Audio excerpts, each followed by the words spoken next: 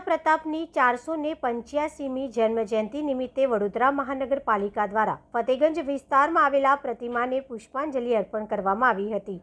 મહારાણા પ્રતાપના જન્મજયંતિ વર્ષે મહારાણા પ્રતાપના જન્મદિવસની યાદમાં ઉજવવામાં આવે છે। મહારાણા પ્રતાપનો જન્મ 9 મે 1540ના રોજ રાજસ્થાનના કુંભલગઢ ખાતે થયો હતો। તેઓ મેવાડ રાજવંશના મહાન રાજા હતા અને પોતાના સ્વતંત્રતા સંઘર્ષ માટે જાણીતા છે।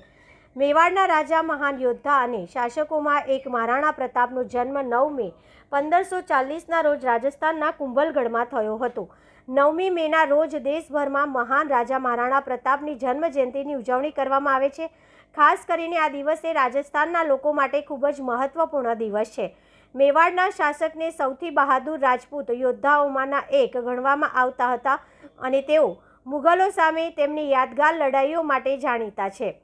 9મી મેનો દિવસ તેમની બહાદુરી અને હિંમતની યાદમાં ઉજવણી તરીકે ઉજવવામાં આવે છે। ત્યારે વડોદરા મહાનગરપાલિકા દ્વારા ફતેગંજ વિસ્તારમાં આવેલા મહારાણા પ્રતાપની પ્રતિમાને પુષ્પાંજલિ અર્પણ કરવામાં આવી હતી।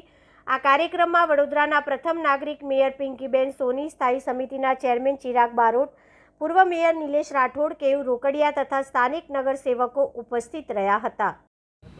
મેવાડના મહાન દેશભક્ત શક્તિશાળી રાજવી અને જેમનો જન્મ 9મી મે અને 1540ના રોજ થયો હતો।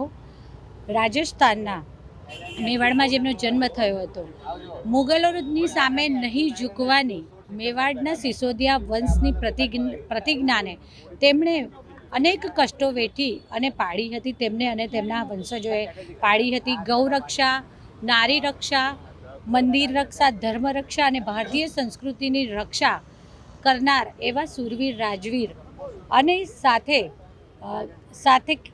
તેમના દ્વારા મેવાડના શૂરવીર અને શક્તિશાળી એવા મહારાણા પ્રતાપજી અને તેમના જન્મજયંતિના અવસર પર વડોદરાના સયાજી બાગની સામે નરહરી હોસ્પિટલની સામે આવેલા તેમની પ્રતિમા કે જે આદરણીય વડાપ્રધાન શ્રી નરેન્દ્રભાઈ મોદીજી દ્વારા જે પ્રતિમાનું અનાવરણ કરવામાં આવ્યું હતું, તે સ્થળે પ્રતિવર્ષ વડોદરા મહાનગરપાલિકા દ્વારા તેમની પ્રતિમાને પુષ્પાંજલિ અર્પણ કરવાના કાર્યક્રમનું આયોજન થતું હોય છે। જેમાં મહાનગરપાલિકાના સૌ પદાધિકારીશ્રીઓ, મારા સૌ સાથી સભાસદશ્રીઓ અને જે રાજસ્થાન અને સિસોદિયા પરિવારના અને જે મહારાણા પ્રતાપ સમિતિની રચના કરવામાં આવી છે, આ સમિતિના સૌ સભ્યશ્રીઓએ સાથે મળી અને તેમને પુષ્પાંજલિ અર્પણ કરી, હૃદયાંજલિ અર્પણ કરી।